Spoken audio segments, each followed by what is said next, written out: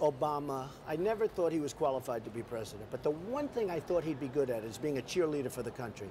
Actually, he's very divisive.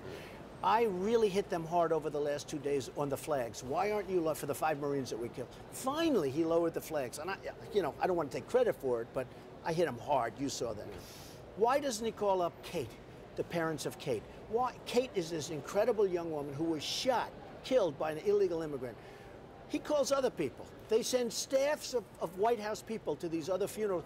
They never called the parents or Brad, the brother of Kate. Why? Why can't he put in one phone call to the parents or to the brother of Kate? Well, it's my job to push back, as you know, on these kind of things. You didn't lower your flags until the same day that the White House chose to. Mine were lowered the day before yesterday.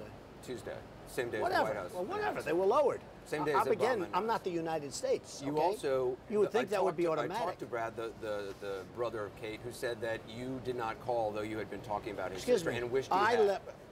I spoke to him numerous times. I spoke to him last night. He's a great guy. Right. Subsequently, you have called, but excuse me.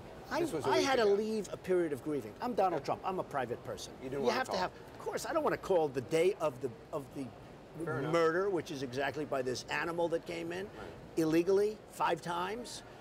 So I wanted to wait, and I explained that to Brad. I said, Brad, I have to tell you something. I actually saw what you said. I said, I had to leave a period of grieving. I couldn't call you. The president could call immediately. Right. The president could have called that day, the next day, or the next day.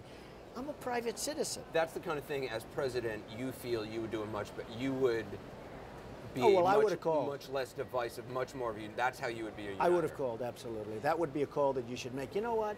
It's quick.